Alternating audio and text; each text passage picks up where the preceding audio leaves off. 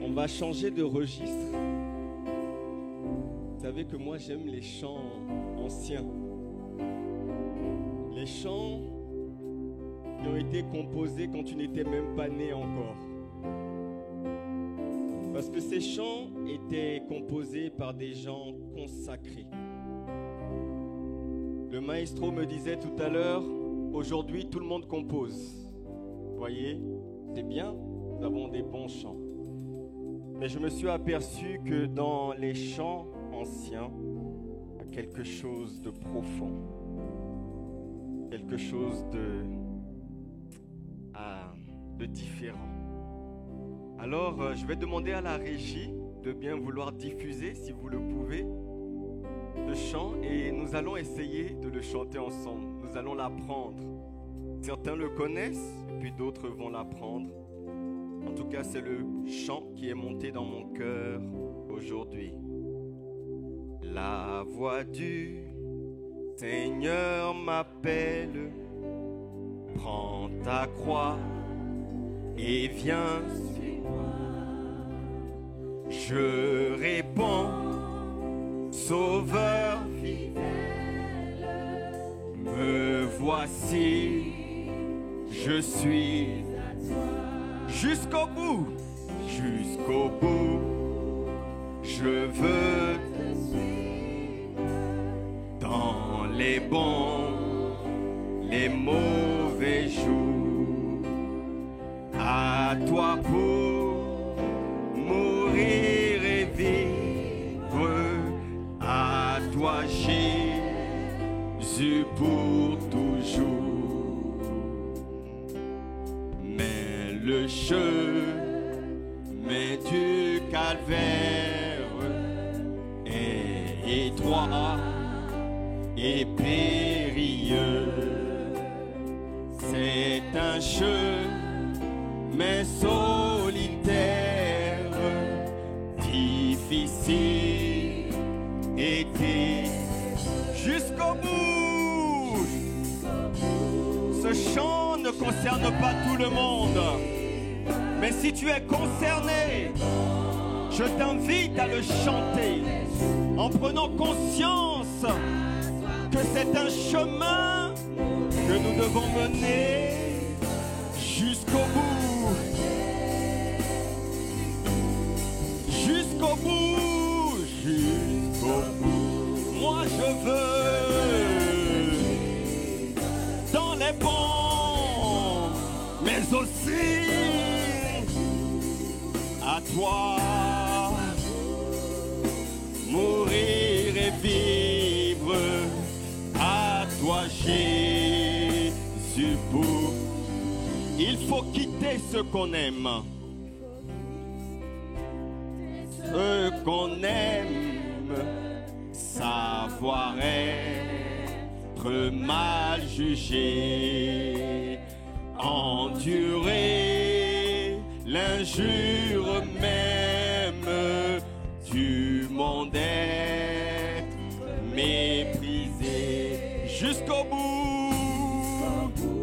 C'est notre prière, la prière d'une église, d'une assemblée, ici à Toulouse, à toi, pour mourir et vivre, à toi Jésus pour, oui, perdre sa propre vie,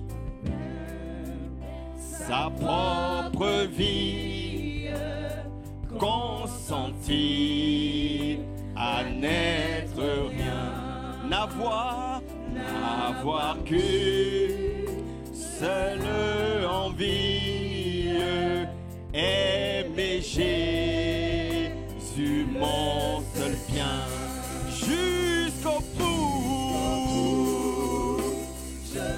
Je ne te vois pas chanter, bien-aimé.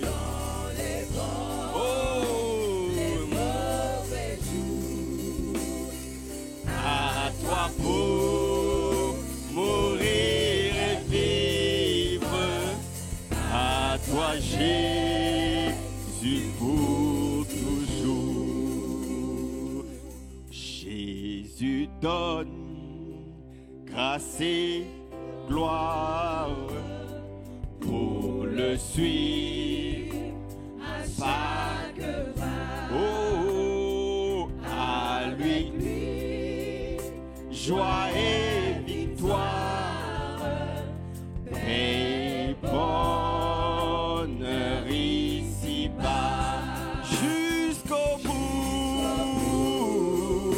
Je veux te suivre dans les bons, les mauvais jours. À toi pour mourir et vivre.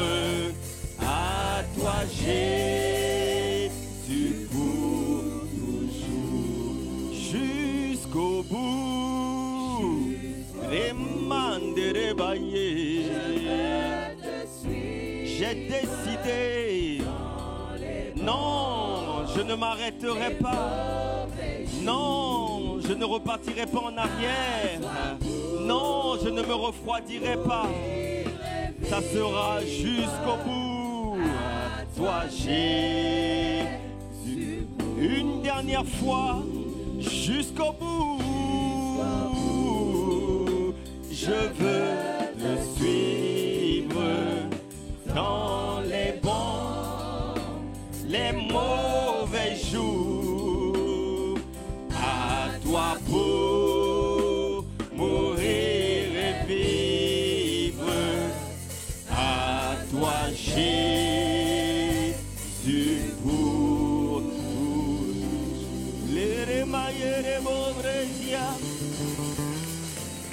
Chale maillets maillets maillets. Y a-t-il quelqu'un pour pousser des cris de reconnaissance et des maillets?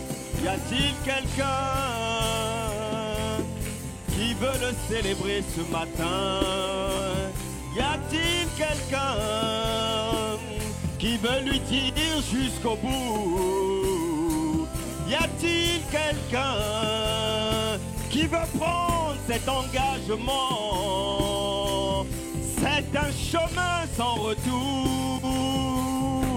Et jusqu'au bout, Père, jusqu'à ton retour, ou jusqu'à ce que tu me rapatries dans la patrie céleste. Père, merci. Merci pour ta présence. Merci pour ta bonté. Merci pour ta fidélité. Merci pour ce dimanche de plus. Une occasion de plus pour te célébrer, pour te magnifier, pour te rendre un culte agréable. Sois béni, sois élevé, sois adoré, sois exalté. Au nom de Jésus, nous avons prié. Amen. Amen. Alléluia. Seigneur, ce matin, envoie ta parole. Parle-nous. Fais-nous du bien. Nous voulons te disposer nos cœurs entièrement. Oui, entièrement. Entièrement. Pour prendre un temps de qualité avec toi. Fais taire toutes les voix qui ne sont pas de toi. Que ta seule voix soit entendue, appréciée. Nous voulons diminuer pour te laisser augmenter, disparaître pour te laisser apparaître. Merci Jésus, toi qui as conduit nos pas dans ce lieu. Merci pour chaque bien-aimé. Merci pour les projets de paix que tu as pour chacun d'entre nous. Envoie ta parole, libère-nous, délivre-nous, Seigneur. Instruis-nous, corrige-nous, convainc-nous, redresse-nous. Que la gloire te revienne, à toi et à toi seul. Au nom de Jésus, nous avons prié. Amen, amen, amen. Amen, amen, amen.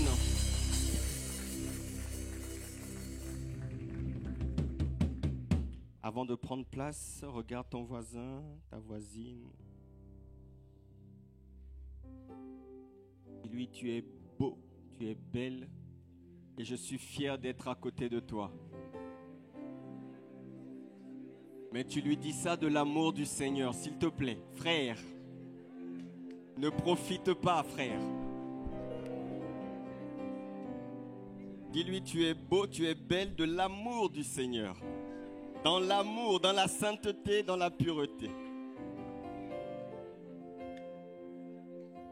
Alléluia, prenons place dans sa présence. Merci, merci Maestro. Ah, quelle grâce, quel privilège d'appartenir à une telle famille, d'avoir ses frères et ses sœurs que nous pouvons voir chaque dimanche ici, mais parfois aussi dans la semaine. N'est-ce pas une famille merveilleuse que Dieu est en train de façonner? Elle n'est pas parfaite, mais Dieu est en train de nous façonner. Il bâtit son Église. Alléluia. Amen, amen, amen.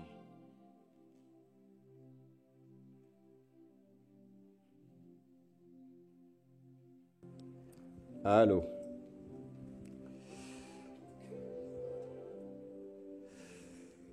Nous sommes bénis de la présence de notre maestro ce matin. Est-ce qu'on peut acclamer le Seigneur?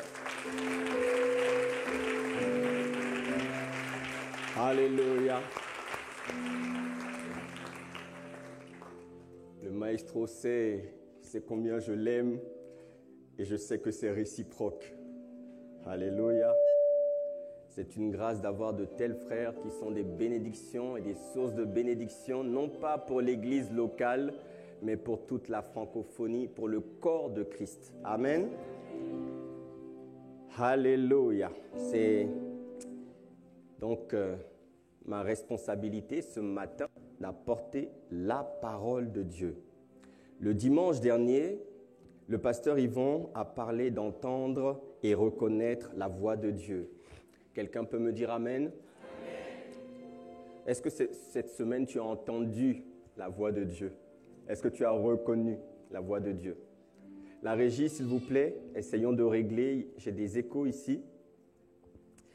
Avant cela, nous avions vu combien il est bon de pouvoir entendre la voix de Dieu parce que son apport est tellement bénéfique. C'est bon d'entendre sa voix. Nous avons vu que la voix de Dieu nous apporte la conviction que Dieu existe. Est-ce que tu peux dire Amen? Amen. La voix d'une personne, en fait, c'est la personne elle-même. Tu ne peux pas dissocier une personne de sa voix. Lorsque tu entends la voix d'une personne, c'est que cette personne, elle est là. Vrai ou pas vrai?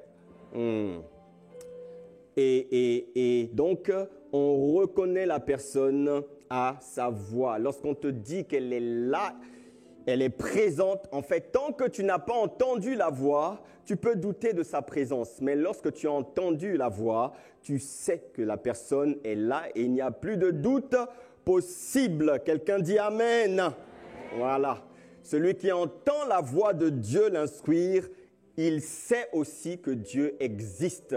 Il sait aussi que Dieu est présent. Jésus a dit dans Jean 10, 27, « Mes brebis entendent ma voix, je les connais et elles me suivent. » Entendre sa voix, c'est aussi une source d'affermissement de notre foi. La Bible dit que la foi vient de ce qu'on entend, lorsque ce qu'on entend vient de la parole de Dieu.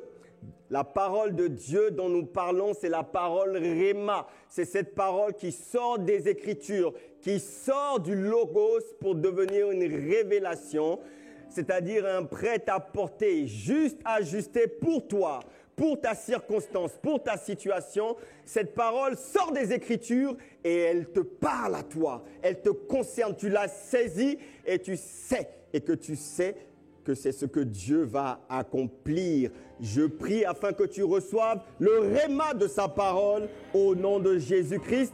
C'est cette parole qui vient se planter, se fixer en toi. Et tu sais qu'elle s'accomplira certainement. Ça te confère de l'assurance, bien-aimé. Alléluia. Ah oui. Il n'y a que la voix de Dieu qui puisse te donner autant d'assurance.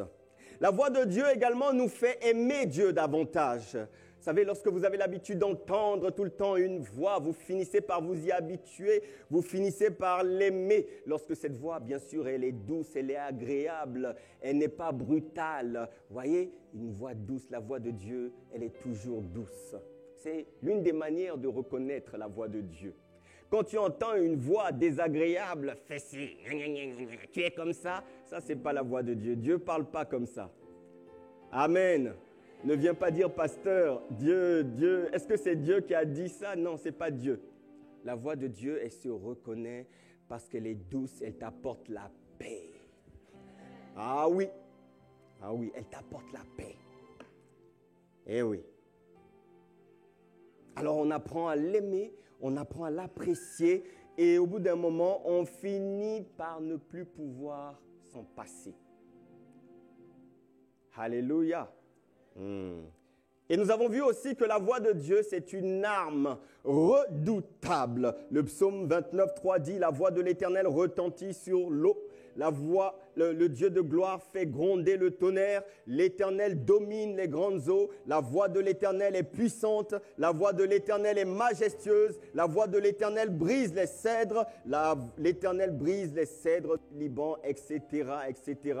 Jérémie 23, 29 dit, ma parole n'est-elle pas comme un feu, déclare l'Éternel, comme un marteau qui pulvérise la roche.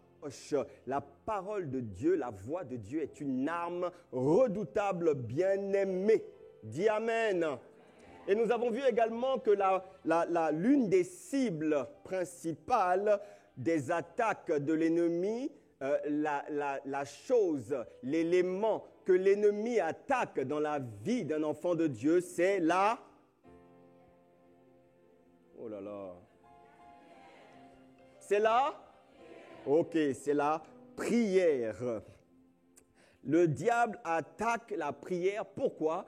Parce qu'il veut attaquer notre capacité à entendre la voix de Dieu. La prière, ce n'est pas simplement faire des requêtes à Dieu. La prière, c'est aussi se taire, garder le silence pour pouvoir entendre sa voix. Parce que Dieu parle aussi pendant que nous prions.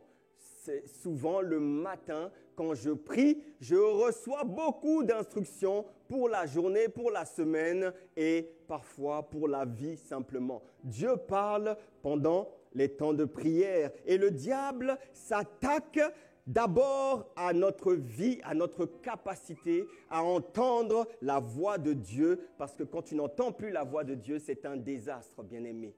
C'est une catastrophe. J'ai vécu ça à un moment, je vous assure, c'était compliqué. J'en ai souffert. Dieu ne parlait pas, c'était compliqué. Et j'ai dû m'humilier, j'ai dû supplier, j'ai dû, oh Seigneur, oh pardon.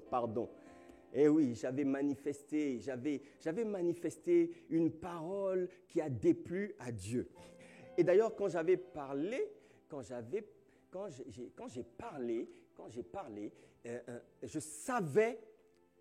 savais que le Saint-Esprit me montrait que j'avais mal agi et que Dieu n'était pas content. Pendant plusieurs mois, j'avais du mal, je n'entendais pas Dieu. Il n'y a rien de plus terrible. Parce que dès que tu n'entends pas Dieu, tu deviens dépendant uniquement de tes 5 sens. Dès que tu n'entends pas Dieu, tu deviens comme un aveugle spirituel. Quelqu'un me dit aïe. Oui, aïe. Tu sais, les sens sont corrompus. Ta vue ne va pas te donner les bonnes informations. Le goût ne va pas te donner les bonnes informations. Rappelez-vous du Nutella. Je ne pense pas qu'il y ait quelqu'un qui ait du Nutella dans son sac ici, quand même. Bon, je ne sais pas où Pasteur Yvon a été chercher ça, mais je pense qu'il a dû voir quelqu'un en tout cas, mais je ne sais pas comment on se balade avec un pot de Nutella dans le... Voyez, les sens nous trompent et donc on ne peut pas se fier uniquement à nos sens ils vont t'induire en erreur, Et les sens vont te conduire à faire ce qui n'est pas agréable à Dieu, ce qui déplaît à Dieu. Et la semaine dernière, nous avons vu le secret des patriarches, le secret des Abraham, des Noé, des Enoch, des Jacob, des Isaac. Nous avons vu comment faisaient-ils pour entendre la voix de Dieu. Ah, c'est magnifique de voir comment Dieu leur parlait clairement. Il leur donnait des instructions clairement. Moi, j'ai toujours été admiratif de ça. Mais comment faisaient-ils? Et nous avons vu leur secret, c'est qu'ils marchaient avec Dieu. Ils marchaient avec Dieu. Les patriarches marchaient avec Dieu. Et l'une des caractéristiques de leur marche, c'est qu'ils marchaient dans l'obéissance à Dieu. Ah oui, ça c'est un grand secret pour entendre la voix de Dieu, parce que la désobéissance crée des interférences, des bouchons qui t'empêchent d'entendre la voix de Dieu. Dis-moi Amen. Alors ce matin, le titre de mon message, c'est « Les bienfaits engrangés par ceux qui marchent avec Dieu » ou bien les avantages, les bienfaits. Vous choisissez qui préfère avantage, qui préfère bienfait, engrangés par ceux qui marchent avec Dieu. Dis-moi Amen. Alors, vous voyez, Dieu nous appelle à marcher avec lui. Il appelle les peuples, il appelle les nations, mais il appelle également chaque individu. L'appel de Dieu est un appel individuel. Dieu t'appelle personnellement. Dis-moi Amen. Marcher avec Dieu, c'est suivre Dieu et lui seul, partout où il te conduira. C'est le suivre à la trace, pas à pas. Et comme certains le disent, ton pied, mon pied. Vous voyez, c'est pour ça que ce chant est monté dans mon cœur. Jusqu'au bout, moi je veux te suivre. Est-ce que ça concerne quelqu'un ici? Est-ce qu'il y a quelqu'un qui veut aller jusqu'au bout? En tout cas, moi c'est ma prière, Seigneur. Et marcher avec Dieu exige de se placer, de se positionner derrière Dieu.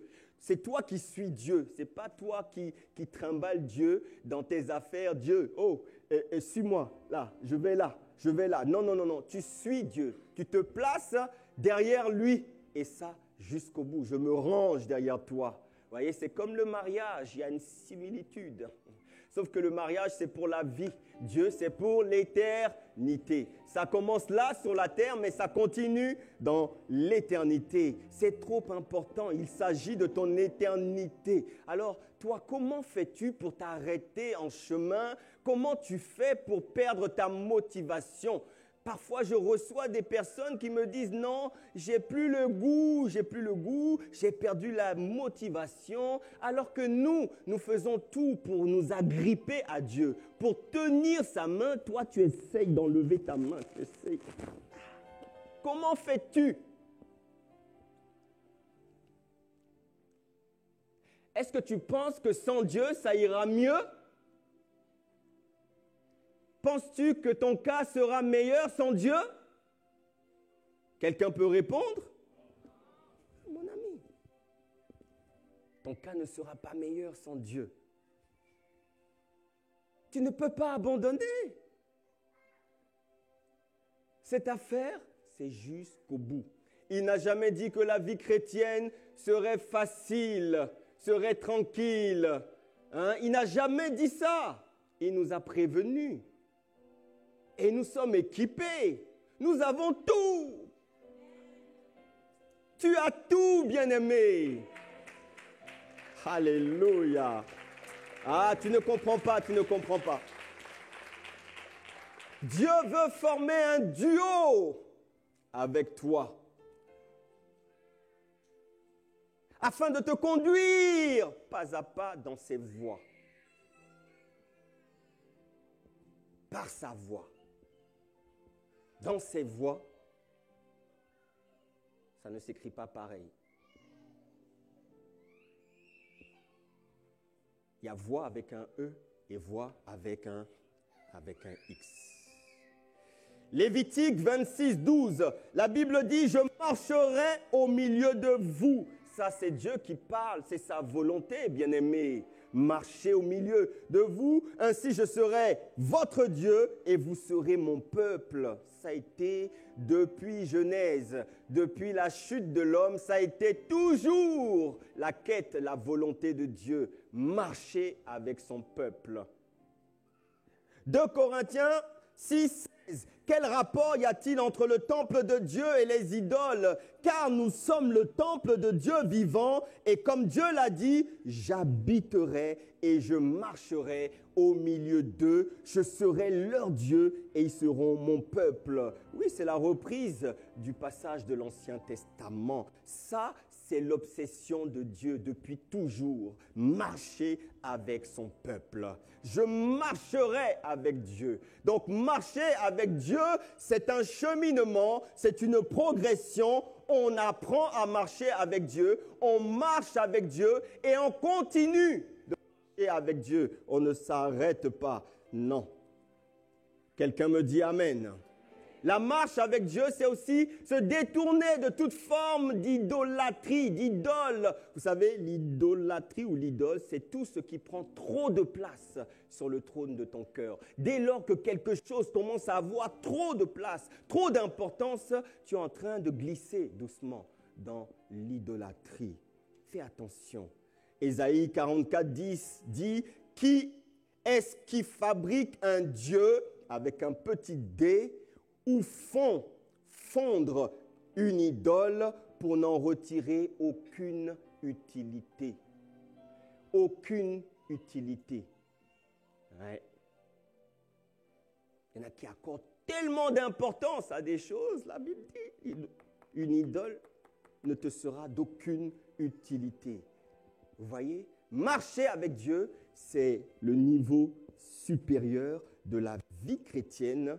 Et donc, il ne s'agit pas de venir à l'église chaque dimanche. Il ne s'agit pas de donner ta dîme chaque dimanche. Il ne s'agit pas simplement de servir. C'est une marche.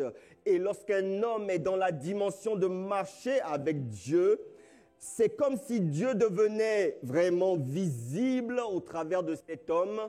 Dieu devient comme palpable, c'est comme si on pouvait toucher Dieu au travers de cet homme. Les apôtres ont vécu ça. On a dit, oh, les dieux sont descendus sur la terre, tellement ils marchaient avec Dieu et Dieu était présent. Quelqu'un dit Amen. Est-ce qu'on devine la présence de Dieu en toi? Est-ce que tu la transportes? Est-ce qu'on reconnaît que, oh, cet homme-là, fais attention, Dieu est avec lui? Est-ce qu'on reconnaît, oh, cette femme-là, attention, Dieu est avec lui? Pose-toi la question. Ça, c'est pour toi. Chacun doit être en mesure de répondre à cette question. Est-ce qu'on reconnaît ça? Lui, là, il a quelque chose. Non, cet homme-là, attention, il faut éviter de le provoquer. Tu dois éviter de le toucher parce que Dieu est avec lui. Est-ce qu'on peut dire ça de toi? Bien-aimé, la Bible dit dans le psaume 105, 15, « Ne touchez pas à mes oints et ne faites pas de mal à mes prophètes. » Ça, c'est Dieu, c'est un avertissement. Il dit, attention, ne touchez pas, sinon, fire. Ne me touchez pas, ne me touchez pas. Ce n'est pas moi qui le dis, c'est Dieu. Vous voyez, marcher avec Dieu, c'est le suivre, c'est croire en lui, c'est se soumettre à lui, c'est accepter son autorité, c'est lui obéir. En fait, c'est un tout. Je prie afin que tu atteignes la dimension de marcher avec Dieu dans le nom de Jésus. Je prie afin que tu atteignes cette dimension au nom de Jésus. Alors, quels sont les bienfaits? Quels sont les avantages? Quels sont les bénéfices pour celui qui marche avec Dieu? Il y en a plusieurs. Je ne vais peut-être pas tous les aborder, mais on va voir en fonction du temps, parce que je ne veux pas être trop long ce matin. Le premier bénéfice ou premier bienfait engrangé par celui qui marche, par ceux qui marchent avec Dieu, c'est qu'ils écrivent une histoire avec Dieu. Ils sont les écrivains d'une histoire avec Dieu. Dis-moi amen si tu es d'accord. En effet, ceux qui marchent avec Dieu ont une plume à la main. Ils sont en train d'écrire une histoire. En fait, ils travaillent à l'accomplissement des projets divins sur la terre. Dans la vie, il existe deux catégories de personnes. Il y a celles qui écrivent une histoire et celles qui subissent les histoires. Il y a ceux qui font quelque chose et il y a ceux qui ne font rien sinon de parler, de commenter. Certains sont donc des acteurs qui participent et les autres sont des spectateurs qui commentent. Dans quelle catégorie te situes-tu? Acteur ou spectateur? Vous voyez, ceux qui écrivent l'histoire n'ont pas le temps de commenter ce que font les autres. Ça ne les intéresse pas. Ils sont trop préoccupés par ce que Dieu veut faire au travers de leur vie. Dis amen. À quelle catégorie appartiens-tu? Honnêtement. Est-ce que tu es plus souvent préoccupé, intéressé, parfois dérangé, embarrassé par ce que les autres font? Ou tu es plutôt focalisé, concentré sur ce que Dieu veut faire avec toi, au travers de toi, par toi, au-dedans de toi? Bâtisseur ou sniper? Demande à ton voisin. Non, ne te fâche pas. Voisin, ne te fâche pas. Dans l'amour du Seigneur, encore une fois, ne te fâche pas. C'est une question. Bâtisseur ou sniper?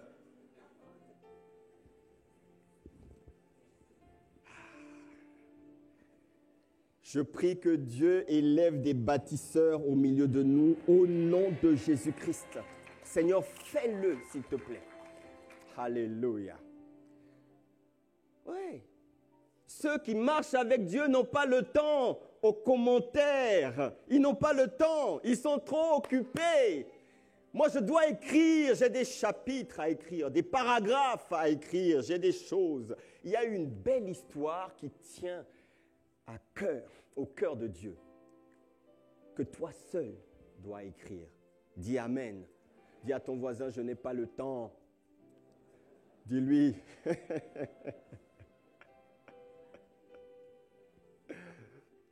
Bon.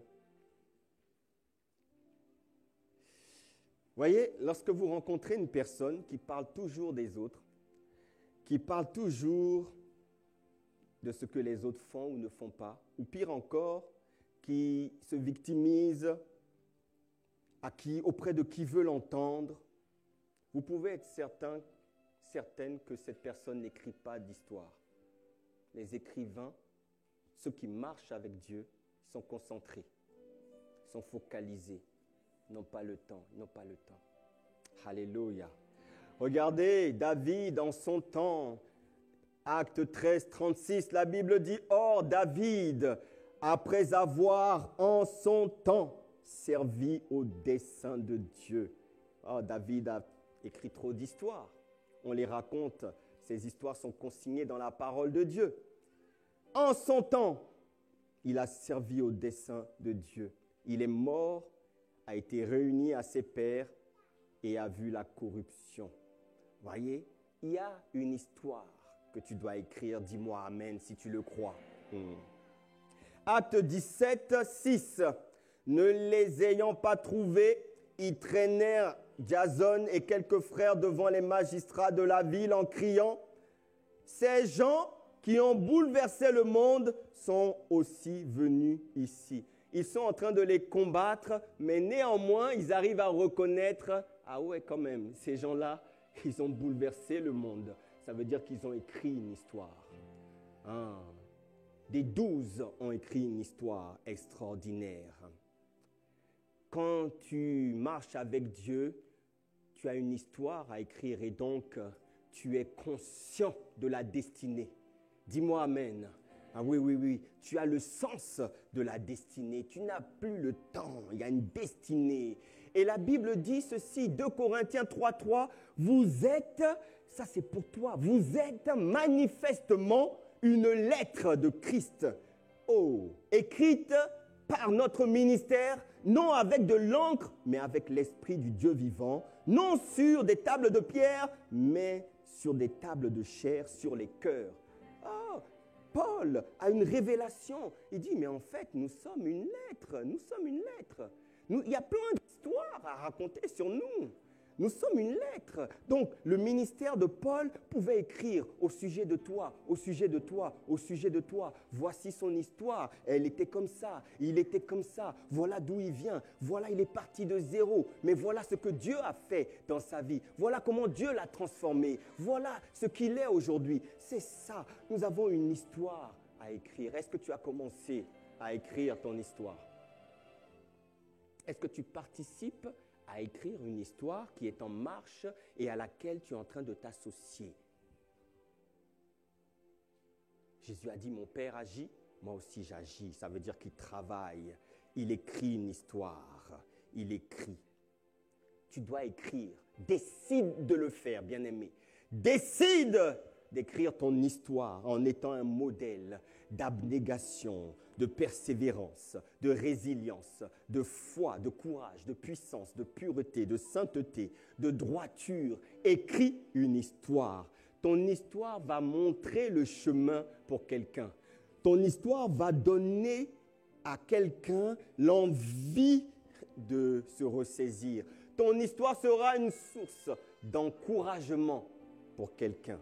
Dis Amen. Alléluia. Le deuxième point des bienfaits engrangés par ceux qui marchent avec Dieu, c'est qu'ils sont porteurs d'une vision qui les dépasse. Dis Amen.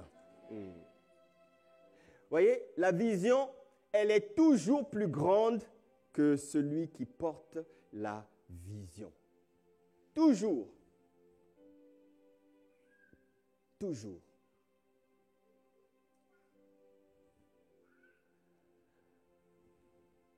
La vision, ce n'est pas toi le plus important.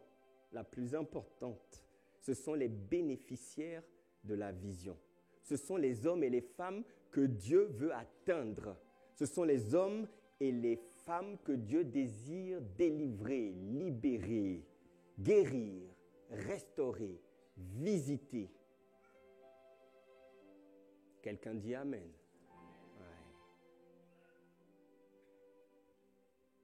Est-ce que je pourrais avoir quelques personnes ici?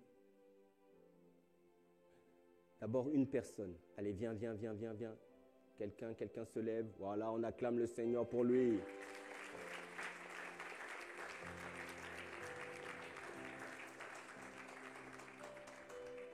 Mon frère Vamba, viens là. Vous voyez, ça c'est un visionnaire. Voilà. Dieu lui donne une vision. Quelqu'un dit Amen. Amen. Mais quand Dieu lui donne une vision, Dieu ne voit pas que lui. D'ailleurs, lui, en fait, il n'est rien. Le grand visionnaire, le véritable visionnaire, c'est Dieu, ce n'est pas toi. Toi, tu portes juste la vision de Dieu. Toi, tu portes juste la vision qu'il a déposée dans ton cœur. Quelqu'un dit Amen. Comme c'est la journée, la fête des mères, est-ce que je pourrais avoir quelques femmes? Allez, on va dire 6 femmes, 6 femmes. Allez, on y va. 6 femmes courageuses, allez. Allez, vous allez recevoir des bénédictions ici, là. Et voilà. Encore une. Très bien. Allez, on y va, on acclame le Seigneur pour elle. Restez ici.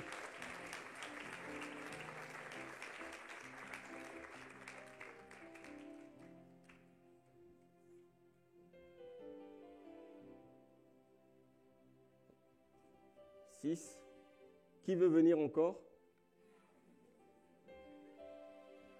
Voilà.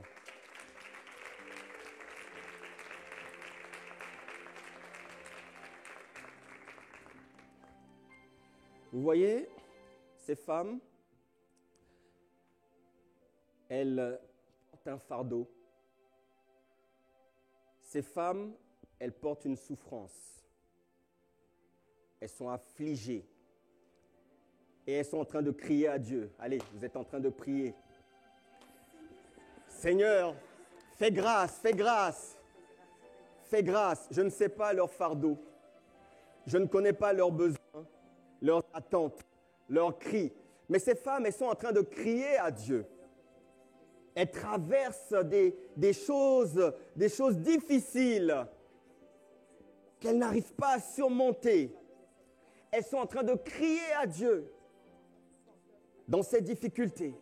Est-ce que tu es en train de crier vraiment? Crier comme des désespérés. Crier comme Anne. Voilà.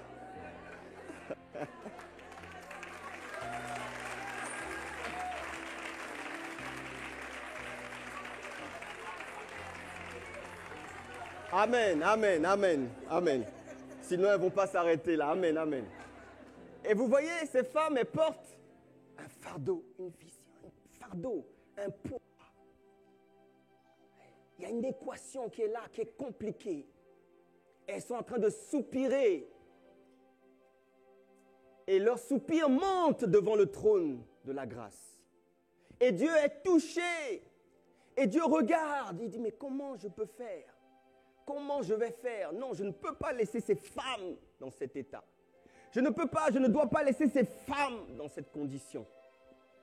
Aujourd'hui, tu vas recevoir le besoin qui est enfoui dans ton cœur et pour lequel tu cries à Dieu depuis si longtemps. Tu le reçois maintenant au nom de Jésus. Alors, elles sont en train de crier, Et Dieu regarde. Vemba.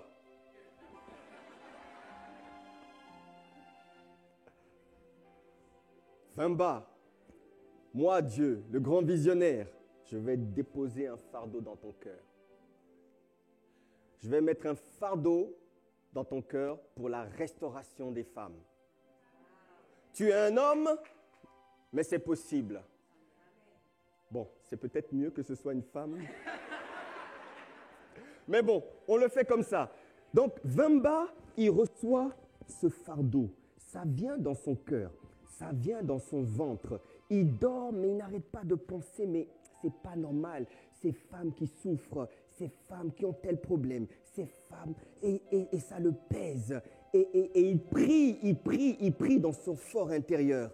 Et un jour, Dieu oint Vemba. Dieu l'équipe. Dieu lui donne un message. Dieu lui donne une idée de créer un ministère, une association, quelque chose pour répondre aux besoins de ces femmes. Et là, subitement, vous commencez à entendre Vemba qui parle de cette cause, qui parle. Non, il faut que Dieu agisse dans la vie d'une catégorie de femmes. Femmes, levez-vous. Femmes, vous êtes capables. Femmes, vous pouvez. Femmes. Et là, ma sœur entend le message. Sa vie est transformée. Ma sœur entend le message. Sa vie est impactée. Ma sœur entend, sa vie est transformée. Ma sœur est plusieurs femmes et ça grandit, Là, elles sont 7 et puis ça se multiplie. Dis-moi, quand tu regardes d'un côté Vemba et quand tu regardes de l'autre côté les bénéficiaires de la vision, qui est le plus important? Qui est le plus important? Qui est le plus important?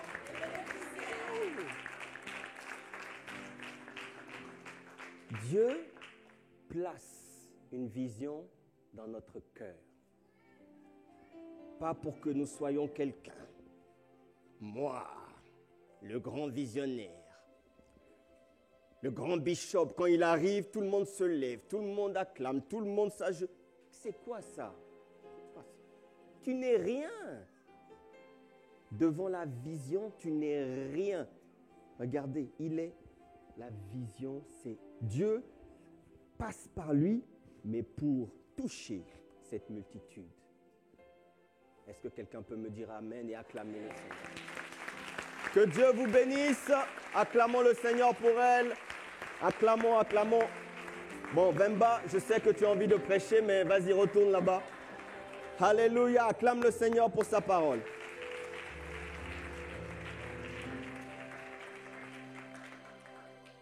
Donc, la responsabilité de celui qui marche avec Dieu, c'est de porter la vision. C'est de la poursuivre et de ne pas la perdre de vue. La vision, elle te dépasse toujours. Quelqu'un dit Amen. Regardez ce que dit Habakkuk 2:3. La Bible dit, car c'est une révélation ou encore une vision, c'est le même mot, qui porte sur un temps fixé, qui parle de la fin et n'est pas mensongère. Si même il faut attendre que vienne l'Éternel, attends-le patiemment, car il vient sûrement, il ne tardera pas. La version, ça c'est la version Semeur, la version Second 21 dit, en effet, c'est encore une vision qui concerne un moment fixé. Elle parle de la fin et ne mentira pas. Si elle tarde, attends-la, car elle s'accomplira certainement. Elle s'accomplira certainement. Quelqu'un dit Amen. La vision dépasse toujours. Elle dépasse. Regardez dans la parole. Regardez Abraham. Abraham, la vision le dépassait. Le sable, les étoiles du ciel, il était dépassé. Regardez Moïse. Va, je te fais Dieu pour Pharaon. Moïse, mais Dieu, c'est trop grand. La vision nous dépasse. Mais c'est à cela que Dieu nous appelle. Et Dieu prend plaisir à cela. Pour qu'on puisse reconnaître le doigt de Dieu. Pour qu'on puisse voir, ça là. Non, ça c'est pas l'affaire d'un homme. Ce que je vois, cette œuvre-là, cet ouvrage-là, cette réalisation-là, ces miracles, ces prodiges-là, ça ne peut pas être le fait d'un homme. Non, c'est impossible. Il y a un Dieu derrière. Mais c'est ce qui est arrivé quand Nebuchadnezzar a reconnu. Il a fini par reconnaître, non. Daniel et ses compagnons-là, non, il y a un Dieu. Il y a un Dieu derrière, c'est pas possible. C'est le véritable Dieu d'ailleurs. Il a reconnu, lui, un roi païen. Il a été obligé de reconnaître que c'était le véritable Dieu. Ah oui. La vision te dépasse. Alors, reste tranquille. Reste tranquille. Tu n'es pas quelqu'un, tu n'es pas un grand visionnaire. C'est Dieu qui est le grand visionnaire. La vision te dépasse. Voyez, face à une vision en marche, tout le monde est obligé d'admettre là, ça, ce que je vois. Non, ce n'est pas un homme. Non. Il y a des fois, tu vois des choses, tu dis, non. Ça, c'est divin. Ça, c'est la marque de Dieu. Ça, c'est le cachet de Dieu. Ça, c'est le sceau divin. Ouais. Il y a une main invisible qui est derrière. Ouais. Alléluia. Ouais. Alors, il faut avoir une grande vision. Si tu me dis, oui, ma vision, c'est de vendre des cacahuètes et des pistaches, mon ami, ça, ce n'est pas une vision. Il faut avoir une grande vision. Une grande vision. Mais oui, petite vision, ce que tu peux faire toi-même, ça, c'est pas, je ne parle pas de ça, pardon. Ne viens pas me voir après le culte en disant, pasteur, j'ai une vision. Non, la vision te dépasse, bien-aimé. Il y a un frère qui m'a dit, Dieu m'a mis à cœur de créer une banque. Ah oui, ça j'ai aimé. Ça paraît fou? Oui, c'est bon, c'est ça. C'est ça que Dieu veut faire. Mais oui. Alors quand vous voyez autant de vies transformées, autant de témoignages, autant de guérisons, autant de gloire rendue à Dieu, autant de réveils spirituels, vous pouvez voir aussi que ce n'est pas le fait d'un homme. Alléluia. Cette œuvre spirituelle à laquelle vous appartenez est une vision divine. Est-ce que vous en êtes conscient, bien-aimés? L'autel royal, ça nous dépasse tous. Ce n'est pas la vision. Ça nous dépasse tous. Ça dépasse même ICC. Ça, c'est la main de Dieu. C'est la main de Dieu, bien-aimés. Cette semaine, j'ai été le jour, c'était quand le jour férié, là? Le jour jeudi. J'ai été faire un saut là-bas, mais moi-même qui vois le site tous les jours, vous savez, des fois, tu t'arrêtes et tu réfléchis. C'est bon de s'arrêter et de réfléchir. Hein? Vous savez que même les animaux s'arrêtent pour réfléchir? Ah ouais. Donc apprends à t'arrêter et réfléchir. L'animal, quand il a traversé le fleuve infesté de crocodiles et il a survécu, il s'arrête, il regarde, il dit « Tiens !» Vous les voyez, ils restent là longtemps. Hein? Tiens! Même les animaux. Et puis après, il s'en va. Mais il a réfléchi. Il a dit, vraiment, j'ai échappé. Hey! Crocodile. Non, vraiment. Et il s'en va. Mais alors, toi et moi, arrête-toi souvent pour réfléchir et reconnaître ce que Dieu a fait dans ta vie. Te souvenir de là d'où tu viens. Apprécier les moindres progressions. Apprécie-les. Ne te focalise pas sur ce que tu n'as pas eu. J'ai prié, ça ne vient pas. Je suis découragé, je n'ai plus de force, je suis flagada, je suis mou. Mais si tu es flagada et mou, tu vas faire comment? Tu vas rester flagada et mou. Tu vas rentrer dans un cercle vicieux, mais c'est pas comme ça. C'est pas comme ça, ça ne marche pas comme ça. Ça, c'est pour les bébés spirituels, les nourrissons, les bambins à qui on met des couches là. C'est pas bon. Tu dois progresser dans la vie. C'est pas normal qu'après 3 ans de vie chrétienne, tu sois encore en train de dire « je suis découragé ». Mais on est obligé de vous dire ces choses-là. Tu dois toujours te ressaisir. Toujours te fortifier en lui, dans sa parole, en étant confiant, confiante en lui.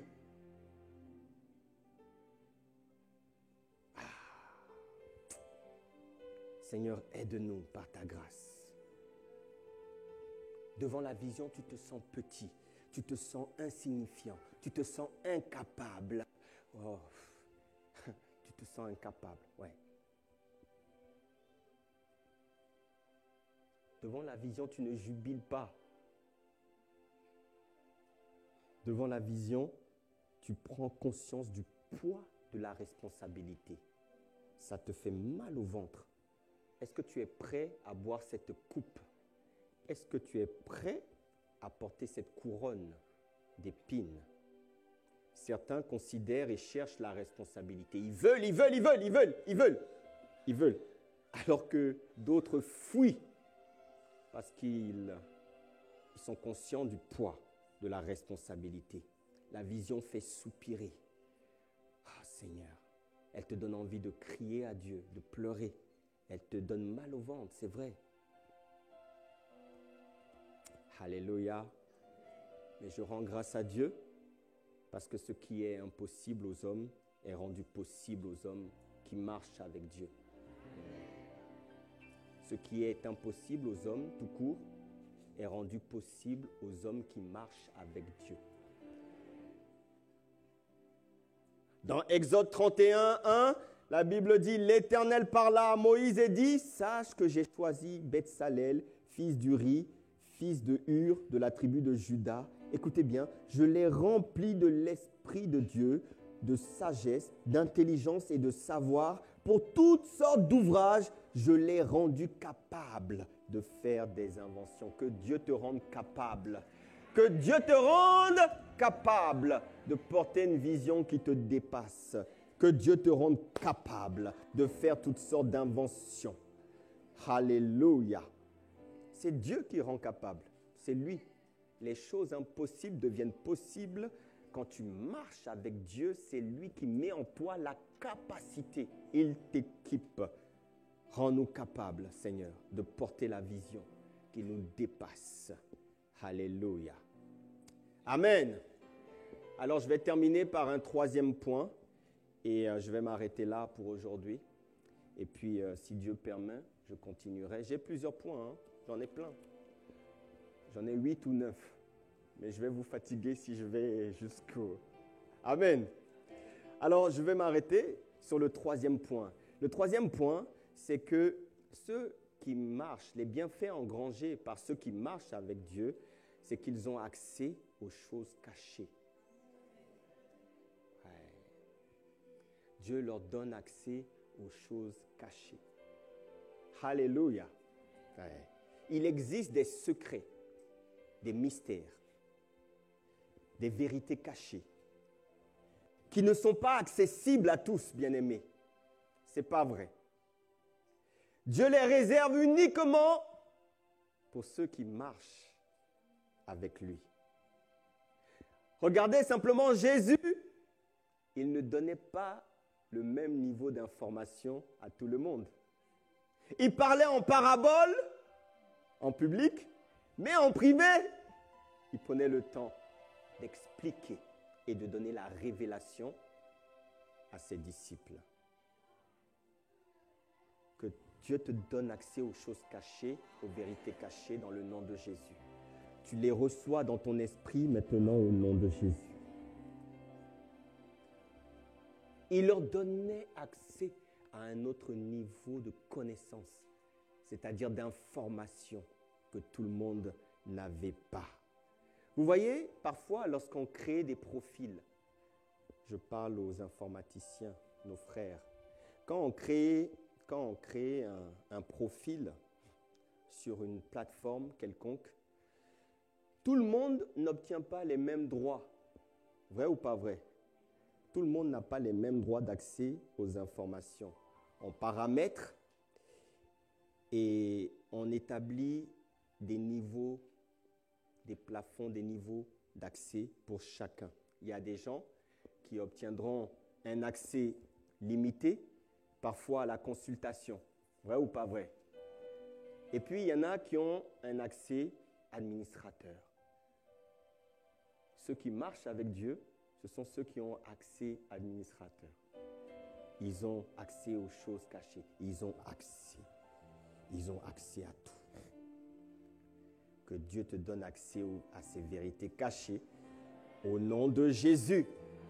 Vous voyez, parfois il y a des décisions que ceux qui marchent avec Dieu prendront et que toi tu ne comprendras pas. C'est le genre de décision où certains se diront « Oh, le pasteur a pété un câble. » Excusez-moi de l'expression. Le pasteur a pété une durite. Ouais. Le pasteur marche comme un vent. Le vent de l'esprit. Personne ne sait d'où il vient. Personne ne sait là où il va. Quand tu es conduit par l'esprit, mon ami, tu ne fais pas des choses de manière ordinaire, logique, avec mon bon sens. C'est comme ça que ça doit marcher. Non, non, non, non. Alors, toi, tu ne comprends pas? Tais-toi.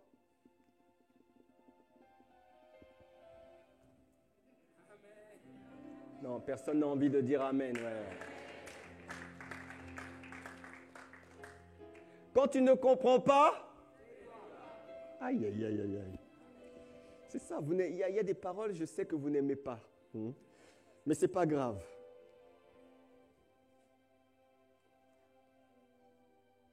Tu vois, ce que tu ne sais pas, c'est que parfois, le pasteur a accès à un niveau d'information que toi, tu n'as pas.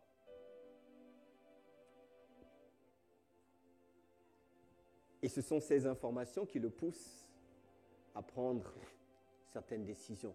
que tu ne comprends pas maintenant, mais par la grâce de Dieu que tu comprendras peut-être plus tard. Mais quand tu ne comprends pas maintenant, tais-toi. Moi, j'ai tellement appris ça. Ah, nous, on est à la bonne école, à la très bonne école. Quand tu ne comprends pas,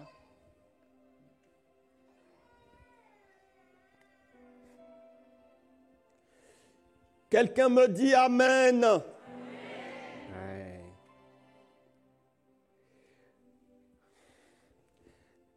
Deutéronome 29 dit, les choses cachées sont à l'Éternel notre Dieu, les choses révélées sont à nous et à nos enfants à perpétuité, afin que nous mettions en pratique toutes les paroles de cette loi. Il veut te révéler les choses cachées. Dis Amen. Et cela au sens propre comme au sens figuré. Et je termine sur cette histoire. Dans le livre de 2 Rois 6-8, il y a un homme qu'on appelait l'homme de Dieu. Quand tu marches avec Dieu, on finira par t'appeler homme de Dieu. Vrai ou pas vrai? Quand tu marches avec Dieu, on finira par t'appeler femme de Dieu. Oui, parce que les gens reconnaîtront que cette femme-là, elle marche avec Dieu. C'est normal. C'est pas mauvais. Homme de Dieu. Et il y a un homme de Dieu dans la parole qui s'appelle Élie. On l'appelait l'homme de Dieu. Il y en a beaucoup. Faites une recherche homme de Dieu, vous allez voir. Et qu'est-ce qui se passe? En fait, il y a une guerre, un conflit armé. Et puis, il y a un roi qui est le roi de Syrie qui fait la guerre à Israël. Et ce roi, il a un conseil secret. Dans son conseil secret, il élabore des stratégies, des tactiques, des plans. Mais à chaque fois, donc pour attaquer Israël, mais à chaque fois qu'il établit un plan, Israël est informé de ce plan. Et donc, Israël déjoue le plan. Vous comprenez? Le roi ne comprend pas. Il est dans le secret avec ses généraux les plus proches. Ils élaborent des stratégies. Voilà comment on va faire. On va passer par tel endroit. On va les encercler. On va établir un siège à tel endroit. On va leur faire tendre un piège à tel endroit. Mais à chaque fois qu'ils élaboraient, Israël était informé. C'est ce passage de 2 Rois 6-8. Le roi de Syrie était en guerre contre Israël et tint un conseil, et dans un conseil qu'il tint avec ses serviteurs, il dit « Mon camp sera dans tel lieu ». Donc, ils avaient prévu de se fixer dans un endroit. Mais la Bible dit, mais l'homme de Dieu fit dire au roi d'Israël, garde-toi justement de passer dans ce lieu, car les Syriens y descendent. Et le roi d'Israël envoya des gens pour s'y tenir en observation vers le lieu que lui avait mentionné et signalé l'homme de Dieu. Cela arriva non pas une fois, mais 2. Donc, vous voyez, le roi de Syrie en eut le cœur agité. Le gars ne comprend pas, mais comment cela se fait-il? Il appela ses serviteurs et leur dit, donc là il commence à soupçonner, ne voulez-vous pas me déclarer lequel de vous est pour le roi d'Israël? En d'autres termes, y a-t-il un traître parmi nous qui révèle les plans secrets, les choses cachées?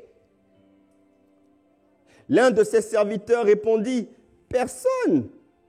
Ô roi, mon Seigneur, mais Élisée, le prophète qui est en Israël, rapporte au roi d'Israël les paroles que tu prononces dans ta chambre à coucher.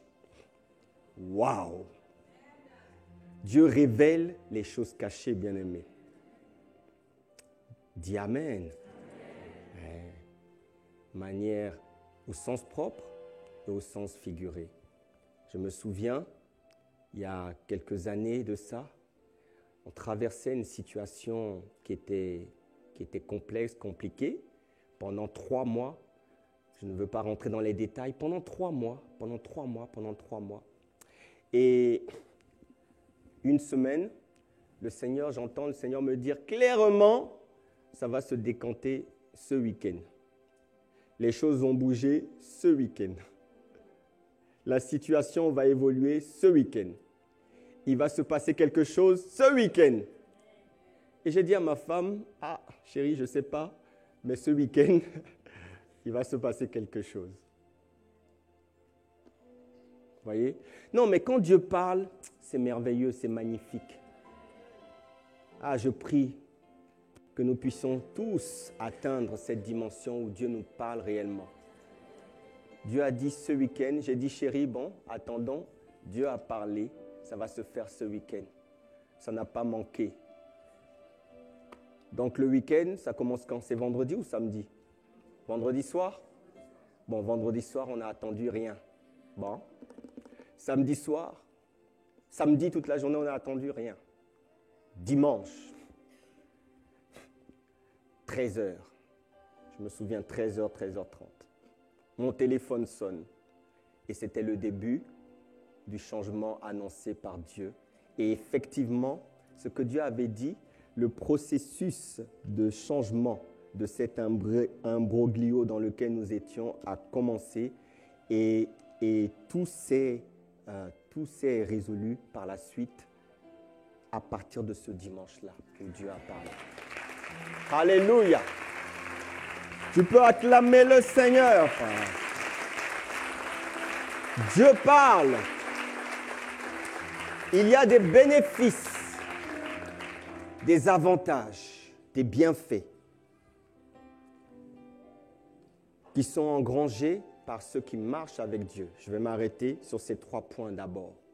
Le premier, c'est qu'ils écrivent une histoire. Ils sont les écrivains d'une histoire avec Dieu. Quelqu'un me dit Amen. Le deuxième, c'est qu'ils sont porteurs d'une vision qui les dépasse largement. Et le troisième, que j'ai énuméré, c'est qu'ils ont accès aux secrets de Dieu, aux choses cachées qui sont à Dieu et qu'il veut révéler à ses enfants. Alléluia! Est-ce qu'on peut se lever dans sa présence, acclamer le Seigneur pour la parole?